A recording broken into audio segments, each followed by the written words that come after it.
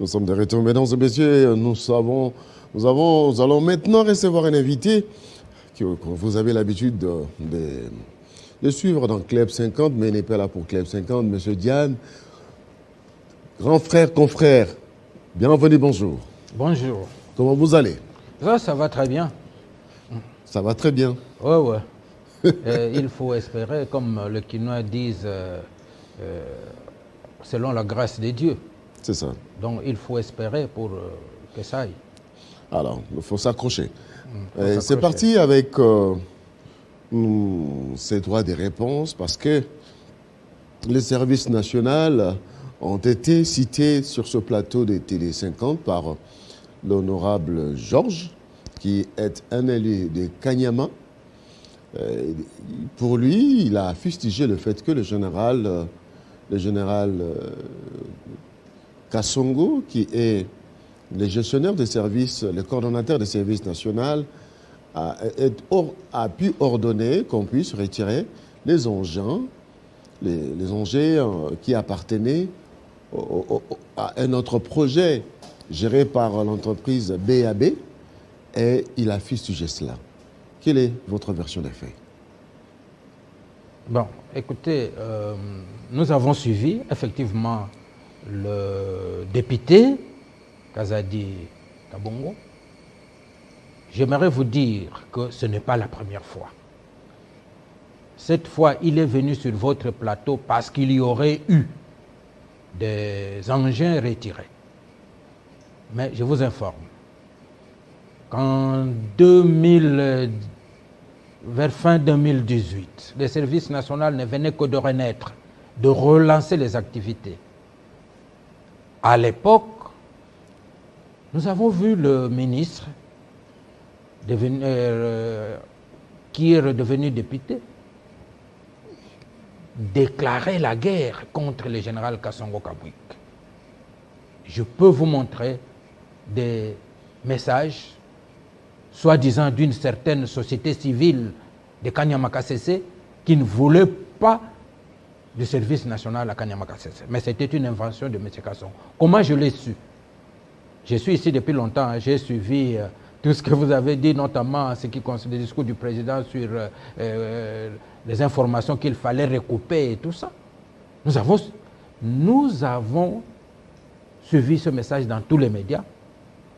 Et heureusement, dans Facebook, il y a quand même le numéro de celui qui a posté qui reste. On l'a appelé. Je lui ai dit, moi aussi j'ai des éléments, des informations contre le général Kassongo.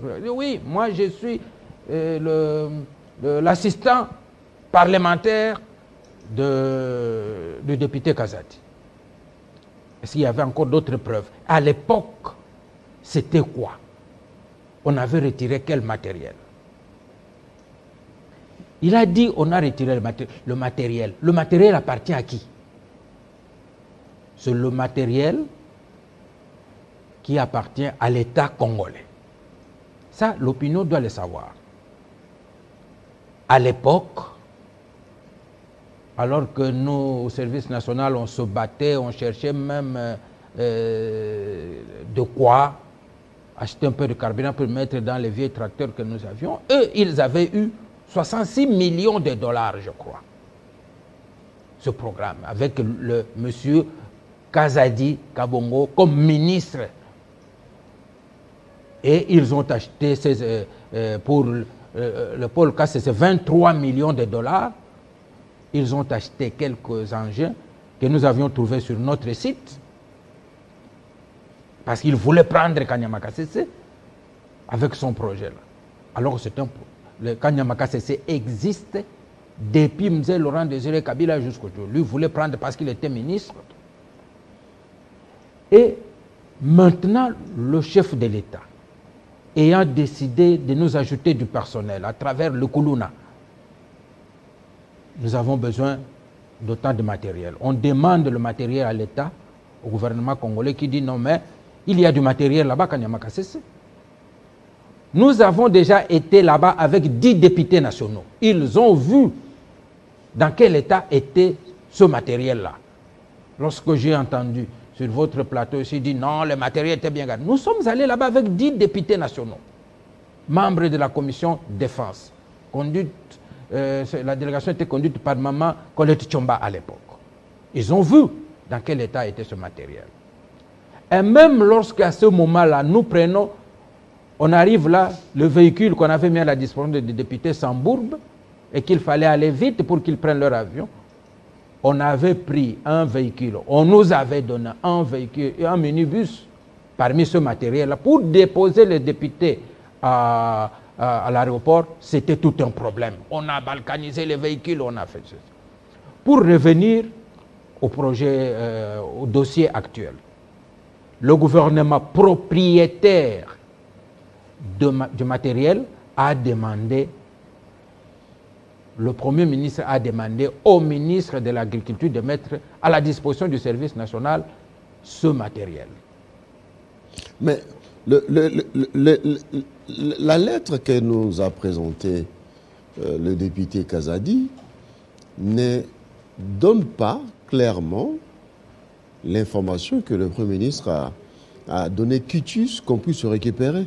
Il demande qu'on fasse l'étude et qu'on lui fasse rapport. Non, je vous ai suivi. J'ai suivi même lorsque vous avez lu cette lettre ici. Il est de mémoire, je retiens ceci, que je vous demande de faire diligence et de droit.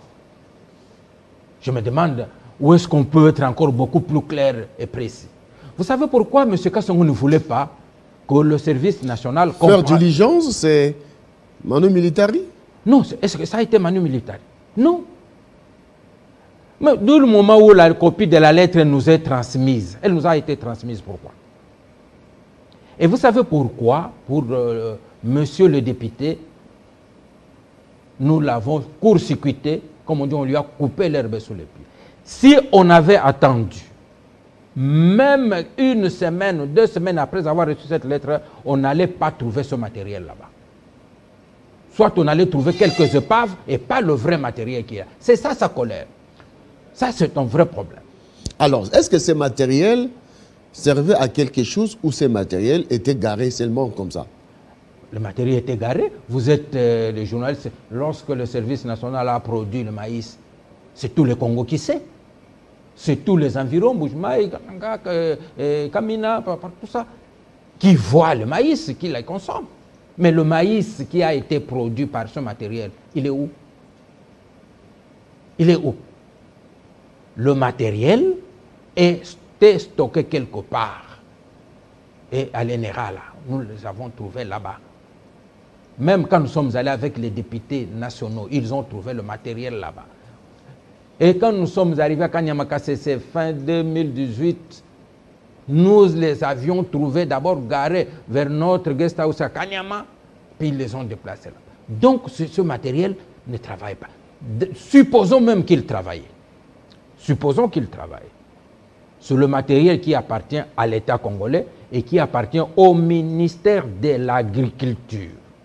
Mais voilà ce monsieur qui était bien ministre... sûr, mais géré par l'entreprise BAB. Eh bien, supposons, géré par l'entreprise BAB. Mais qu'est-ce que M. Kabongo, M. Kazadi va faire là-dedans? Il était ministre de l'Agriculture, il ne l'est plus. Il parle en tant que notable du coin. Ah, non, un notable ne gère... Un député, qu'il soit provincial ou national, a une tribune. C'est la plénière. Il fait question orale, débat. C'est ça son moyen de contrôle. Ce n'est pas de venir dans les médias. Donc, vous sentez très bien ce quelqu'un qui en fait un problème personnel. Et la vérité, c'est qu'il utilisait ce matériel-là pour des besoins personnels. Comme quoi? Nous avons... Comme quoi? Nous avons... Des besoins personnels? Comme oui, quoi? je vais vous dire, nous avons la preuve. Ce matériel était loué. Nous avons été aussi des locataires. Nous avons loué aussi ce matériel pour quelques travaux. J'ai des preuves. Signé. Donc, ce n'est pas ce matériel qui faisait les champs quelque part. Qui louait, à qui et où allait l'argent de la location? On va nous le dire. C'est une façon, vous savez, quand vous ouvrez une boîte à Pandore, c'est tout maintenant tous ceux qui contrôlent les finances de l'État, qui contrôlent le matériel de l'État, qu'on sache ce matériel qui a été loué. Nous avons été locataires, nous avons des preuves. Alors ça, c'est la raison qui a poussé le général à aller prendre ces matériels. Non, mais je vous parce dis... qu'il louait... Non. Alors, c'est que... Nous, je vous dis, ce n'est pas la raison. Parce que nous louons, parce que je loue ta maison et puis à un moment, demain, je la prends. Non. Quand nous avions besoin de matériel, on allait chez eux, ils avaient du matériel, on payait et ils nous donnaient le matériel au travail. Mais lorsque l'État congolais, le gouvernement, le Premier ministre demande qu'on nous remette ce matériel-là, demande qu'on lui fasse rapport. Non. Vous avez eu la lettre. Je vous ai suivi, très bien. La lettre existe, je l'ai aussi là-bas. Donc, il a demandé qu'on fasse diligence et de droit. Donc, supposons même que le général Kassongo était descendu sur le terrain. Il prend le matériel de l'État. Qu'est-ce que le ministre de l'Agriculture éternel, député et puis notable, qu'est-ce qu'il devrait faire? Mais allez voir le ministre de l'Agriculture, voilà le matériel ici, on a pris. Mais il se comporte comme si c'était son propre matériel. Mais pour lui, même le ministre de l'Agriculture n'est pas d'accord avec l'acte posé par le général Kassongo. Mais ce que j'ai dit, nous attendions... C'est pour cette raison que le ministre a fait même un déplacement pour Kanyama. Non, ça c'est ce que M. Kazadi vous dit. C'est ce que M. Kazadi vous dit. Là où était le matériel, c'est à quelques 25 km, juste là où c'est le siège. Et pourquoi le ministre ne pas aller à Kanyama Kasese? Pourquoi?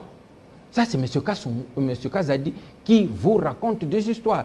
Si lui, il avait vu que le service national a pris sans en avoir le droit, il allait voir le propriétaire du matériel, que l'État congolais, pour lui dire, voilà, le service national est venu prendre le matériel sans autorisation. C'est à l'État de... Mais il a fait une dénonciation publique. Mais il n'a pas fait une dénonciation publique. Il en a fait son problème personnel. Vous savez que la fois passée, ce qu'il avait fait comme menace au général Kassongo, nous allons les combattre même par des moyens maléfiques. Ça se retrouve encore dans les réseaux sociaux. À l'époque, il n'y avait même pas encore problème d'engin que l'État vient de remettre. Alors, il a dit, oui, j'ai suivi. Donc pour vous, c'est des droits que le général a récupéré ces matériels pour les services nationaux. Alors, une question. Les services nationaux n'ont pas d'engin? Je vous ai dit ici. D'abord, je vais vous le dire clairement. Ce matériel-là, c'est du matériel pour faire du jardin. Le matériel que le service... Ce matériel-là qu'ils ont acheté, ça peut vous faire 20 hectares par jour. Mais le service national a du matériel qui vous fait 80 hectares par jour. Donc, mais parce qu'il y a des travaux pratiques avec des colonnes qui sont là-bas. Il y en a qui ont choisi de faire l'agriculture et à manipuler. Il y a des travaux pratiques avec eux. Et nous avons besoin de matériel. Et nous, on le demande à l'État congolais. C'est l'État congolais qui met les colonnes à la disposition du service national. À ce jour, le service national a exploité combien d'hectares? À ce jour, je vous fais une petite histoire. À la relance, c'est que le bâtisseur même appelle la renaissance du service national. En 2018, vers la fin, sans prévision, sans provision, sans calcul, on a fait 200 hectares. En essai. Parce qu'il y avait un tracteur qu'on avait trouvé, on dit, ah, celui-là, on peut le réparer. On le répare, allez, trouver un peu le carburant pour qu'on l'essaye. Essayez d'élaborer, on a fait 200 hectares que votre service, là, avec ce qu'ils n'ont jamais fait. 200 hectares. Ce qui avait donné 5000 tonnes. Et après, donc maintenant, c'est allé progressivement de 200 hectares à 1000 hectares, à 3000 hectares. 3000 hectares. C'est pourquoi vous voyez aujourd'hui que quand c'était de petites quantités, ça se servait à Mboujmaï, Kananga et dans les environs, Kamina. Mais vous avez parlé de le maïs Mbujimaï. est ici, à Kinshasa. Voilà, vous avez parlé de Mbujimaï. Nous allons prendre quand même cette réaction de ces pasteurs qui se lamentent de voir que le produit agricole du service national vendu à Kinshasa 18 000, mais à Mbujimaï c'est plus cher. Pourquoi? À Mbujimaï, c'est plus cher. D'abord, nous ne vendons pas la même matière. À Kinshasa, on vend le maïs moulu, semoule. Alors qu'en Mbujimaï, on vend en grains dans des sacs. Donc le sac qu'on vend en Mbujimaï, dont vous apprenez le prix, ce n'est pas le même sac qu'on vend ici, le semoule, de 25 kilos. Donc c'est ça la grande différence. On n'a pas encore commencé à vendre là-bas, à l'intérieur là-bas, en Pourquoi? semoule. C'est impossible de moudre Ce n'est pas question sur place. c'est question de logistique. Question de logistique. Vous voyez même qu'à Kinshasa ici, prenez votre caméra, descendez au beach, là où il y a des quantités de maïs. La minoterie qui est là-bas n'arrive pas à rendre le service. À rendre le service comme il veut, parce que la quantité est telle qu'ils ne sont jamais habitués à cette quantité de maïs. Et lorsque le service national, et c'est dans le projet à court terme, bientôt, aura sa propre minoterie, vous aurez le maïs partout, moulu, de bonne qualité et en permanence. Oui, Donc, à Kinshasa, il n'y a pas longtemps, on avait vu la quantité de maïs se vendre à 18 000, c'était très bien dans les camps militaires et consorts. Mais à ce jour, pourquoi il y a coupure de stock? Pourtant, les généraux avaient dit qu'il n'y aura pas coupure. Il n'y a pas coupure de stock, justement. Ça se vend toujours? Ça se vend toujours. Allez, vous êtes journaliste, allez dans tous les camps militaires. Vous trouvez des cantines permanentes. Dans tous les camps, vous allez au camp Kokol, camp Lufungula, camp Colonel Tchatch, Badiading, Kabumba, camp Mobutu Labango. Dans tous ces camps militaires, parce que c'est l'option qui a été prise pour un premier temps. Nous y allons progressivement. Pour un premier temps, on nourrit ceux qui doivent faire la guerre à l'Est, y mettre fin, que leur famille soit à l'aise. C'est un premier petit geste qu'on fait dans le camp militaire. Les cantines sont en permanence. Donc, il n'y a pas de rupture. Mais pour une fois, lorsque, ici à Kinshasa, vous passez déjà, vous dites, ah, maïs, une fois, on a fait le petit geste. On a vendu au marché de la liberté une fois. La première fois, il y avait un engouement. Mais la deuxième fois, nous avions amené une quantité telle que jusqu'au soir, nous étions restés là. Les rangs s'étaient vidés. Il n'y avait plus personne. Et nous sommes jusqu'à 17h en tout cas, il n'y avait plus personne dans les rangs. Les gens du marché de la liberté peuvent témoigner. Donc, le service national ne fait pas l'agriculture protocolaire comme l'agriculture de M. Kazadi là. Alors, on fait la vraie agriculture et ça résout le vrai problème. Voilà. Est-ce que les habitants, la population des Kanyama est content de la présence du service national dans ces coins? À l'époque, nous avions, je crois même Télé 50 avait publié, voir l'engouement. KCC est en train de devenir un centre d'attraction. Les gens vont avoir bientôt une petite cité qui va se transformer peut-être en une petite cité industrielle. Les gens ont du travail. Vous voyez tous les villageois dans le coin là-bas, ils travaillent au service national. Ils ont du travail au service national, ils sont payés. Et vous allez dire que ces gens-là ne sont pas contents. On n'amène pas les gens de Kinshasa pour aller travailler là-bas. Mais pourquoi le maïs produit par le service national n'est pas vendu à Kanyama? Je vous dis que à Kanyama, d'abord, l'objectif du service national, partant de son créateur, c'est que là où le service national est installé, il doit créer le développement dans les entours.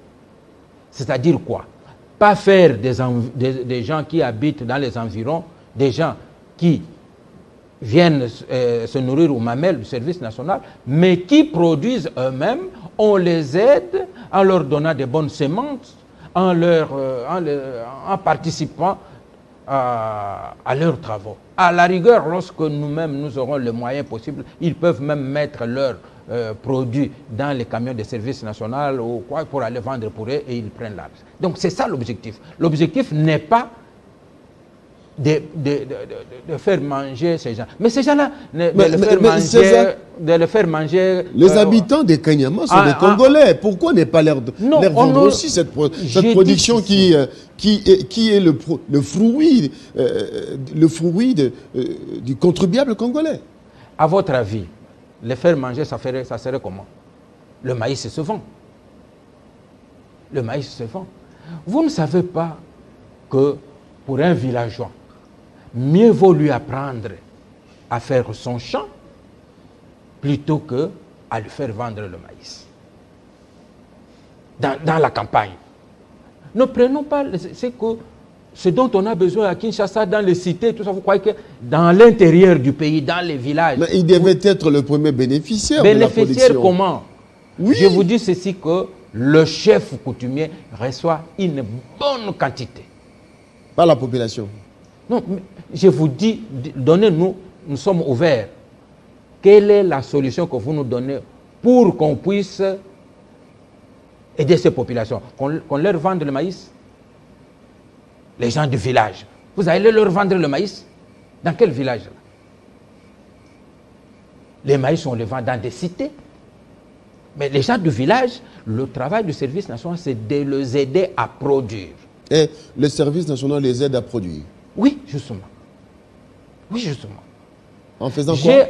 En leur donnant les semences? On les encadre techniquement. On leur apporte des semences améliorées. Et par ces conseils des agronomes et consorts, ils produisent mieux qu'avant. J'ai entendu le député dire ici de comment le maïs qu'on produit à Kanyama-KCC, le coût de production, on transporte, on arrive jusqu'ici, on vend à 18 000, c'est de la mafia. C'est ça que je l'ai dit sur votre plateau. Qui fait la mafia? Donc c'est le président de la République qui a décidé que le service national n'est pas là pour faire le bénéfice, mais c'est pour aider. Et que le prix, et ce qu'il a dit, ce qui est vrai, c'est que coût de production, coût de transport, coût de manutention, ici, et vendre un sac de maïs à 18 000 francs congolais, moins de 10 $, mais c'est une décision prise par l'autorité suprême du pays. Et le député qui devrait, parce que le député, il n'est pas seulement député de KCC, le député a un mandat national. Qu'on vende à la population de Kinshasa le maïs à 18 000, il trouve que ça ne peut pas se faire, c'est de la mafia. La mafia se trouve à quel niveau? Parce qu'on vend moins cher à perte, parce que c'est cela le rôle de l'État. À la longue, lorsque le maïs, on pourrait même, puisqu'il s'agit des camps militaires, on pouvait même les donner gratuitement. Mais puisque maintenant on les vend moins cher, il estime que c'est de la mafia. La mafia se situe à quel niveau? Et qui fait la mafia à ce moment-là? De la part de ce député-là. Et je vous annonce que la décision a été prise par le chef de l'État. Donc c'est lui qui fait la mafia. Je l'ai entendu aussi vous dire ici, on vient, on prend le matériel, moi, c'est là ce qui montre encore qu'il en fait un problème personnel. Moi qui soutiens la vision du chef de l'État, monsieur, mais la vision du chef de l'État, c'est justement, s'il soutenait cette vision, s'il la comprenait, du moins, il devrait la soutenir en soutenant le service national. Il a aussi dit le manque d'intégration du général Kassongo dans les milieux naturels. À Kanyama-KCC, il n'est pas intégré. Le service national, c'est comme un chef qui tombe dans la soupe. Non, non, moi je l'ai suivi, à moins qu'il confonde les termes. Parce que j'ai dit que le général Kassongo vit comme un poisson dans l'eau. C'est ce qu'il avait dit sur votre... Vous pouvez prendre les termes. Vivre comme un poisson dans l'eau, c'est-à-dire c'est quelqu'un qui s'intègre, qui est bien là où il est. C'est lui qui l'a dit. À moins, dans sa confusion, qu'ils confondent être poisson dans l'eau et autre chose. Donc, c'est pour vous dire que nous avons souvent amené quelques amis de la presse à Kanyama-Kasese. Dernièrement, c'était notre ami JR de Okapi et du soir. Mais lorsque le général passe, les villageois barrent le passage pour applaudir. Les villageois arrêtent pour applaudir. Il va nous dire qu'il ne s'intègre pas. Il veut s'intégrer comment? Vous allez les environs là-bas, l'eau. Ils viennent prendre de l'eau. À Kasese, l'eau des forages. Il veut qu'ils s'intègrent comment? Là, dans les environs, les gens étaient incapables de prendre une bière fraîche. Nous, quand on y allait avant, on allait dans des maisons, vous trouvez la bouteille de Simba qu'on a plongée dans l'eau. Mais les gens de Kasese, vous trouverez aux messes des officiers à Kasese, il y a plus de gens du village qui viennent boire que les gens du service national eux-mêmes. Il veut qu'on s'intègre là-bas. Comment? S'intégrer comment? Depuis le début de l'opération, combien de Koulouna ont été amenés à Kanyama? Oui, nous avons plus ou moins 3000 parce qu'il y a eu 6 vagues, plus ou moins 3000. 3000. Et avant les Koulouna, nous avions reçu ce que nous appelons les rendus, c'est-à-dire les anciens rebelles, les anciens Kamwinansapu, les gens qui venaient des pays du Kivu, tout ça. Et ceux-là ont terminé leur formation. Après avoir terminé leur formation, il y en a qui avaient demandé d'entrer dans l'armée, on les a intégrés. Ceux qui avaient demandé d'aller dans la police, on les a envoyés. Ceux qui avaient demandé de rester au service national sont là, sont aujourd'hui des agents, des bâtisseurs à part entière et leurs noms sont déjà sortis sur le listing, l'État les paye déjà. Il en sera de même avec le Koulouna, qui maintenant se sont spécialisés dans différents acteurs. Et donc ceux qui ont choisi l'agriculture, c'était la raison pour laquelle l'État a demandé qu'on prenne ce tracteur-là pour des travaux pratiques. Oui, M. Diana. Voilà. Vous avez parlé de 3000. À ce jour, combien sont dans ces camps? Toujours plus de 3000 ou bien moins? Ils sont tous là. Dès qu'ils sont arrivés, nous avions connu un petit problème. 15. Avec une certaine complicité à Kinshasa, on a donné l'argent à gauche à droite. Et ceux qui connaissent le coin, il leur était difficile de fuir pour arriver. Et on les a rattrapés. On les a rattrapés, on les a ramenés au camp. Donc il n'y en a pas qui manquent. Pour ceux qui disent qu'il y a eu autant d'évasions pour maltraitance. C'est entre autres. Pas seulement, non, pas seulement de l'honorable Akazali. Ah, pour ceux qui disent que.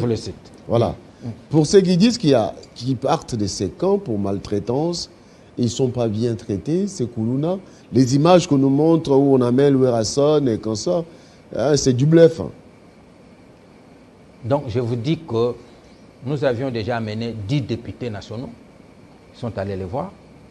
Nous amenons des journalistes et nous sommes de temps en temps sollicités par Human Rights Watch, moi qui vous parle.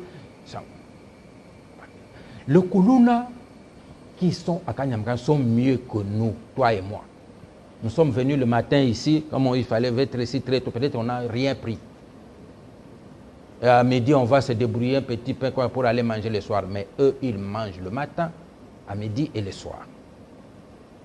Mieux que beaucoup de gens.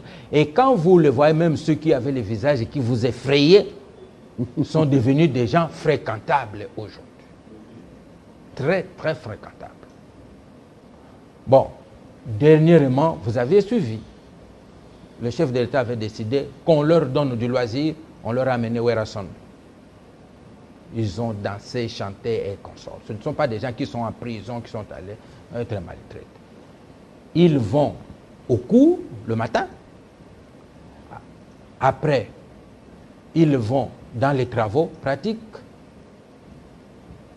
Le soir, ils ont des écrans géants, ils suivent Télé 50, tout ce que nous avons comme chaîne câblée, ils suivent chez eux. Le match, là, comme il y a la Coupe d'Afrique, ils suivent.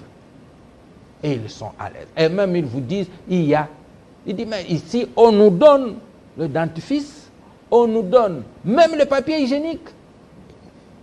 Peut-être qu'il y en a qui sont partis là-bas, qui n'ont jamais touché à une pâte dentifrice. Donc, qu'on cesse de raconter des histoires. Qu'on cesse de raconter des histoires. La campagne avait commencé dès le moment où le chef de l'État avait pris le... Voilà l'homme qui soutient la vision du chef de l'État. Dès le moment où on avait décidé qu'on y envoie le colonne là-bas, il a commencé la campagne.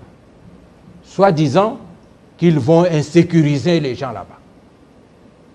Qu'ils vont insécuriser. Vous avez déjà entendu que tel village se plaint de la présence des colonnes là-bas, Kanyamakasese? Non, jamais. On a fait une campagne pour que les gens là-bas se soulèvent. Il n'y a jamais rien eu. Les colonnes, ils reçoivent une formation paramilitaire, c'est-à-dire la discipline. D'ailleurs, ils n'aiment plus qu'on les appelle colonnes.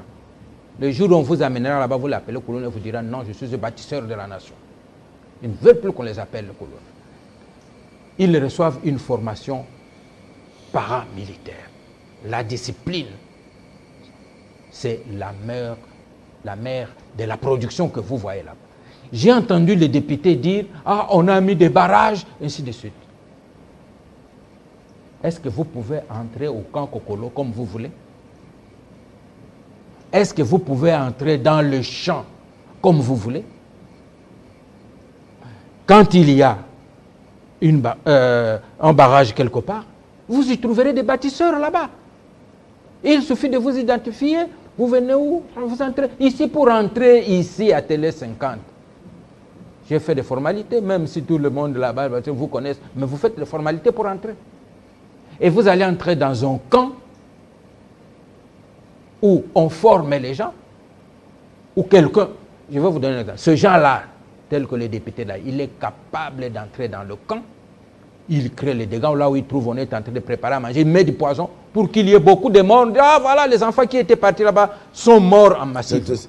C'est trop fort comme allée. Mais je vous dis que la haine. Donc pour vous, il a la haine contre le général. La haine. Mais je vous dis, il a dit que nous allons combattre Kassongo même par des moyens maléfiques. Il a dit. Est-ce que c'est de la part d'un député, ce responsable? Je ne suis pas venu ici pour m'acharner, sinon j'ai tous les dossiers possibles sur le monsieur. Je peux tout raconter, comment il est devenu ministre, comment, qu'est-ce qu'il a fait avant, d'où il est parti, d'où pour devenir ministre. Je peux tout le dire, mais ce n'est pas mon objectif. Mon objectif est que les gens comprennent, en résumé, que le gouvernement congolais, par le chef de l'État, a décidé qu'on envoie des colonnes à Kanyamakasese. Et c'est lui qui pourvoit aux moyens techniques et tout pour Kanyamakasese, c'est le gouvernement congolais. D'où? En un moment, le gouvernement dit, vous avez augmenté les jeunes gens, il y en a qui doivent travailler, travaux pratiques avec le tracteur. Voici notre état de besoin. On dit non, mais il y a du matériel là-bas à côté de Kanyamakasese. Prenez ce matériel. C'est d'où vous voyez la lettre du Premier ministre au ministre de l'Agriculture pour un problème qui se traiterait au gouvernement. Mais c'est lui qui a continué à gérer ce matériel tout en n'étant plus ministre de l'Agriculture, en a fait un problème personnel, a démontré que c'était son problème personnel. Je vous ai dit, je vais vous laisser les documents, que nous louons aussi, nous avons des preuves. Donc il faisait louer ce matériel. La compagnie, là où il dit BAB qui gère ça, qui avait choisi ça? C'est lui-même. C'est lui-même. C'est lui-même qui a pris le matériel de l'État. Si vous suivez très bien, vous allez partout là-dedans, cette entreprise-là rend compte à qui? Vous ne trouverez nulle part. BAB là-bas rend compte à qui? Voilà le matériel de l'État. Comment on s'est amusé avec. Et au moment où on le récupère pour que ça rende service, effectivement, là où il y a le travail visible, on dit non, mafia, ceci, on a inquisition, et menace, il va aller en justice. Nous attendons qu'il aille en justice. Merci beaucoup, Diana, d'avoir accepté de venir ce matin. C'était votre droit des réponses en rapport avec la citation directe faite par le député Georges Kazadi, qui était mon invité. Eh bien, l'opinion nationale et internationale a compris les réponses et a comparé l'argumentaire des Kazadi. Eh bien, à vous de juger. Au peuple de juger, comme on dit. Merci d'avoir accepté l'invitation. Merci. Mesdames et messieurs, ça n'est donc fini avec moi ce matin. Eh bien, restez sur votre chaîne. Et puis voilà, à 13h, vous aurez votre grande édition du journal. 19h, la grande édition du soir. Et je vous retrouve encore demain matin dans 50 bonjours. Pendant ce temps, restez en bonne santé. Prenez soin de vous. À bientôt. Que Dieu vous bénisse.